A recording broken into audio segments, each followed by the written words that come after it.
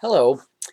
Thank you for joining me again as we go through another chapter of the Gospel of Matthew. Today we're going to look at Matthew chapter 14. Now, Matthew chapter 14 follows remember last chapter 13 we talked about the parables of Jesus and why he started preaching them? Because religious leaders had rejected Jesus and planned to kill him. So he spoke to them in a language that they couldn't quite understand, a parable, an earthly story with a spiritual meaning. Well, this made him quite famous, this and his previous ministry. So that's where this chapter starts. It says, verse 1, when Herod Antipas, the ruler of Galilee. Now, Herod Antipas was the son of King Herod the Great.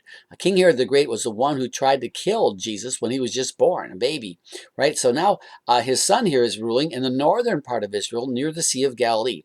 And that's where verse 1 starts again. So when Herod Antipas, the ruler of Galilee, heard about Jesus, he said to his advisors, "This must be John the Baptist, raised from the dead. That is why he can do such miracles." So he heard about the miracles about Jesus and about the fame of Jesus. And, here it talks about, it's going to follow up here saying how he put John the Baptist to death. Verse 3, for Herod had arrested and imprisoned John as a favor to his wife Herodias, who was the former wife of Herod's brother Philip. Now that's interesting, isn't it? That Herod married his brother's wife, and her name was Herodias, okay? Verse 4, John had been telling Herod, it's against God's law for you to marry her. Verse 5, so Herod wanted to kill John, but he was afraid of a riot because all the people believed John was a prophet. Right? So, there was a problem there. John the Baptist was a straight shooter. And when Herod wanted to speak to him, John the Baptist did speak to him, but he told him that your marriage is not legal. You are married to your brother's wife, and that's not legal. And that got the king very mad. Nobody talks to the king like that, right? But because John was accepted, widely accepted by the people as a prophet of God, he was afraid to put John to death, and so he just had him arrested. However, it says here, verse 6, but at a birthday party for Herod. So he had a birthday party. Herodias' daughter, so his wife, his brother's wife that he married, she had a daughter. And Herodias' daughter performed a dance that greatly pleased him. Verse 7, so he promised with a vow to give her anything that she wanted. He was so pleased that he said, you can have up to half the kingdom or something like that, he would say. And, apparently he'd been drinking and he had guests there, so he didn't want to make a fool of himself or anything. But it was a way of saying, I'm very pleased, and he wouldn't expect for her to ask for half the kingdom or anything like that. So, but he did say that, and he made a vow to give her anything she wanted. Verse 8, it says, at her mother's urging, so at Herodias' request, or say so. At her mother's urging, the girl said, I want the head of John the Baptist on a tray. Herodias hated John the Baptist because John had the nerve to say that their marriage wasn't legal and to point out that she was really the wife of Herod's brother Philip. Okay, with that. So this is her opportunity. She wanted him dead, but he couldn't do it before. Well, now he made this foolish vow, probably under the influence of alcohol, that she could have anything she wanted. So the daughter asked the mother, and the mother said, give me John the Baptist's head on a tray. Right? So what happened? Well, verse 9 says, well, then the king regretted what he had said, but because of the vow he had made in front of his guests, he issued the necessary orders. Now, was that right? Well, there's everything that's wrong with this situation. A king shouldn't be drinking. He's got to be wise and on his toes all the time with that. Secondly, he should have never made a vow to give her anything that she wanted. That just shouldn't be done. You don't do that kind of thing. Just put yourself in such a precarious situation like that. Thirdly, when it was reported to him that his wife wanted John the Baptist's head on a platter, he should have said no. I mean, that's not justice to John, is it? With that. And but he didn't. Why? Pride. He didn't want to embarrass himself in front of his guests. So what happened? Verse 10, so John was beheaded in the prison. Verse 11, and his head was brought on a tray and given to the girl who took it to her mother. What gross people, huh? What a horrible thing to do.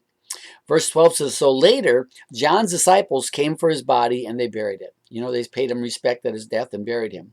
Then they went and they told Jesus what had happened. So, you know, Jesus wasn't near there or anything, but they went and they found Jesus and they told him how Herod had killed John and under what circumstances. The next section here is Jesus feeds 5,000, right? Verse 13.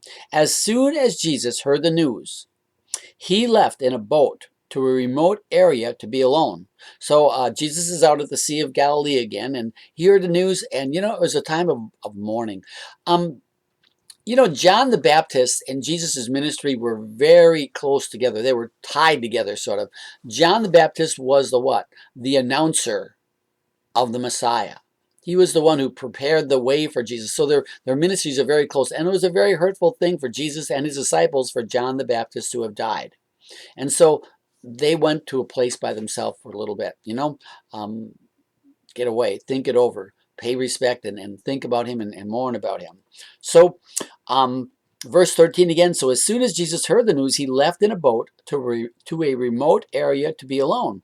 But the crowds heard where he was headed and followed on foot from many towns. The crowds knew where he was going, so instead of getting a boat, maybe they didn't have one, they ran down the shoreline around the Sea of Galilee, around the northern part of the Sea of Galilee, to go where he was going. Verse 14, when Jesus saw the huge crowd as he stepped from the boat, and he had compassion on them. So he saw that crowd, and he had compassion on them, and he healed their sick. You know, they were kind of sheep that were lost. They were tired. They were alone, they were in a remote area, remember? So he had pity on them. They were so hungry and they needed a leader. They needed Jesus and that. So what did he do? Let's go to the page 2 now, the top of page 2. Verse 15 says, well, that evening the disciples came to him and said, this is a remote place and he is already getting late. And it is already getting late. Send the crowds away so they can go to the villages and buy food for themselves. You know, so Jesus, when he got off the boat, he saw the large crowd. He had compassion. He healed all their sick. They brought the sick to them and he healed them. But now it's getting toward the evening, right? And the disciples are looking around. They're getting concerned. You know, these people are far from any town.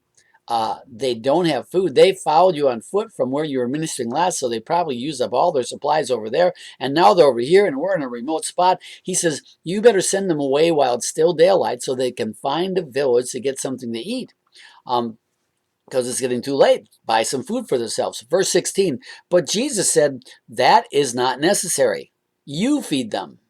That's kind of a surprising kind of thing, isn't it? Has God ever done that for you? Or I don't know, in some way, maybe, you know, you thought, well, you're going to have to get help, and God pointed out a way where he would just do it, you know, through you. That's sort of what he's doing to them. But he was saying it isn't necessary, you feed them. Verse 17, they said, but we have only 5 loaves of bread and 2 fish, they answered. 5 loaves of bread and 2 fish. That's not a lot for a big crowd. Verse 18 says, bring them here, he said. So Jesus said, you just bring me those 5 loaves of bread and 2 fish. You know, the loaves back then, like we have, you know, long loaves or something like that, about a foot long or so, a little longer than that. Their loaves are like round, like that, and they probably weren't that big, maybe 6 to 8 inches or so. And the 2 fish, they weren't talking about whales, you know, they were talking about fish. So for a big crowd, that wouldn't be very much. But Jesus said, bring them to me. You know, we should always bring our problems to Jesus, shouldn't we? And we should bring what we have and ask God to bless it and ask God to use it for his purpose. And that's what he was saying. Bring them here to me. Verse 19. Then he told the people to sit down on the grass. And Jesus took the 5 loaves and 2 fish, and he looked up toward heaven and blessed them.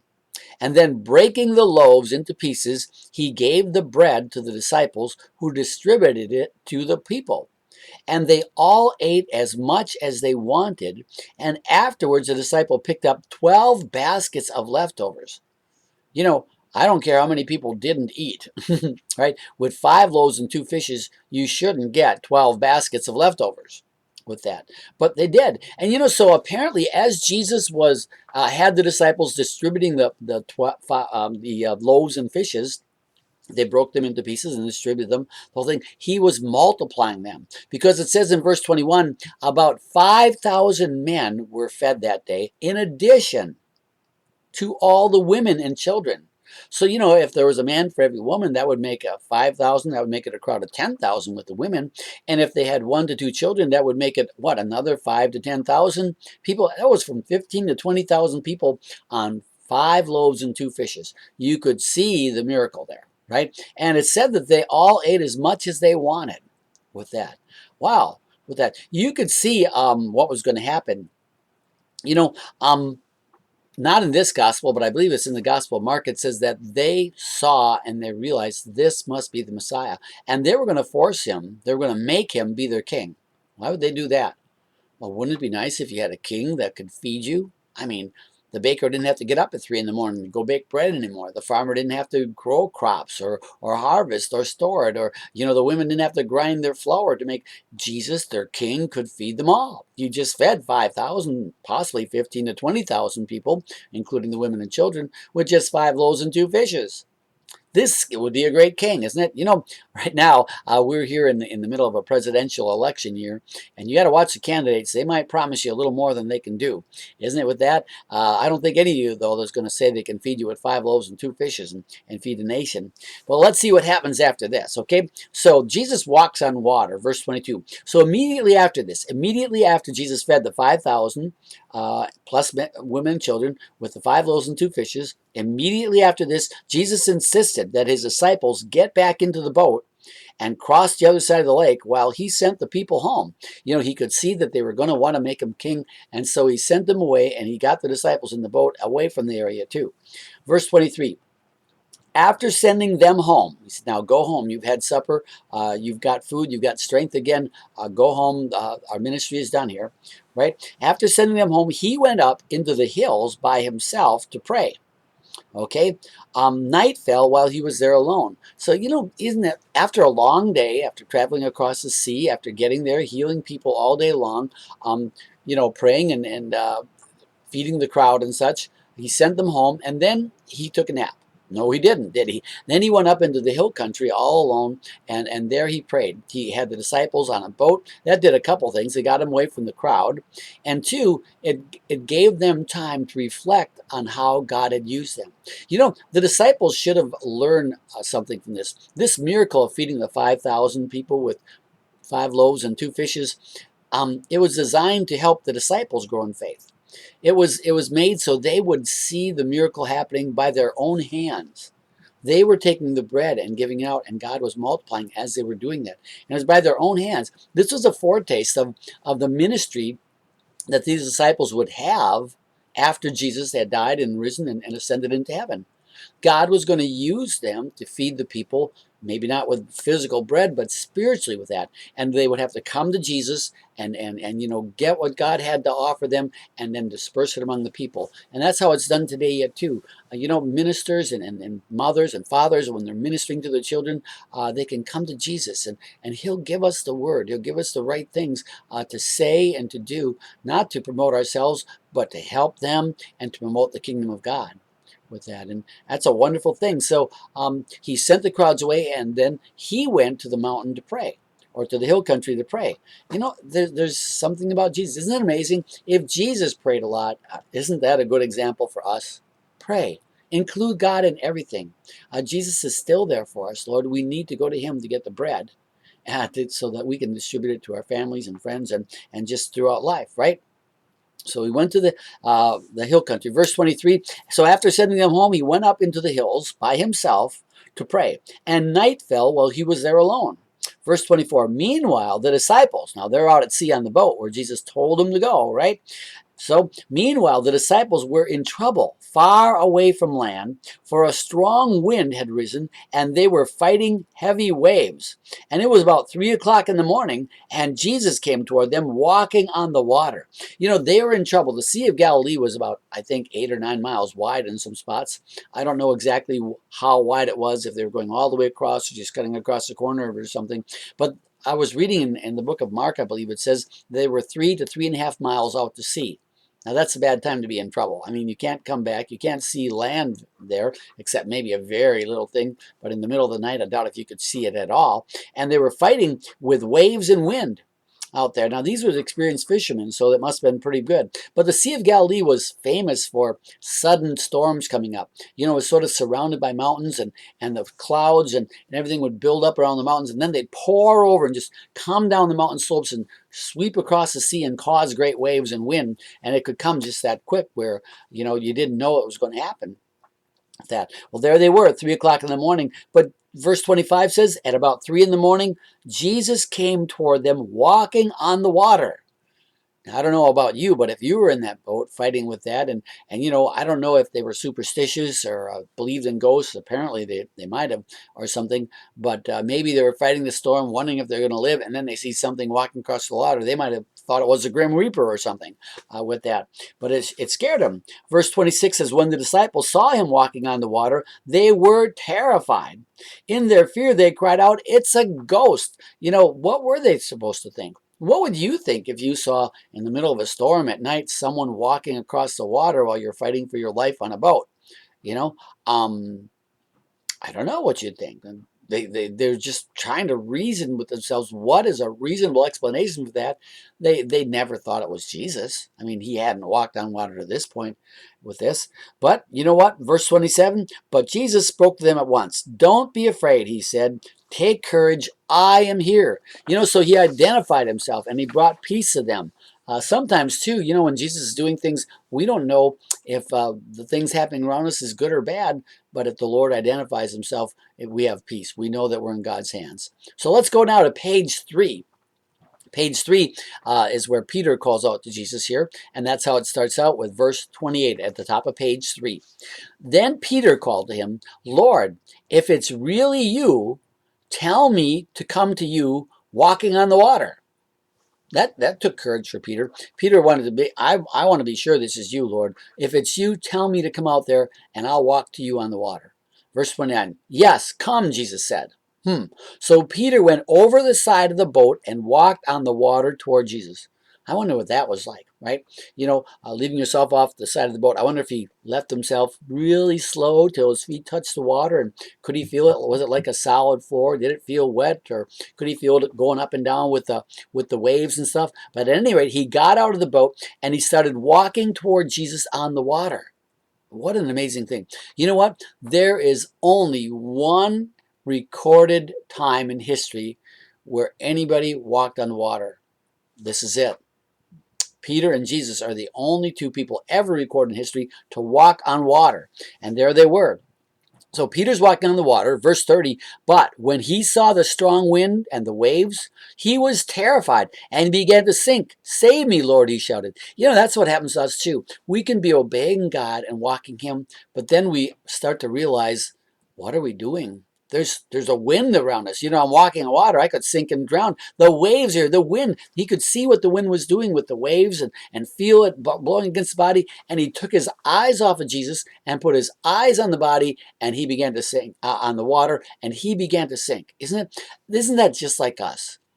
When we're walking, we're trying to walk in faith, trying to keep God's promises and believe in him and everything. But then we forget about looking at God, and we look at the situation and we do our own little calculations in our mind, and we say, I can't make it.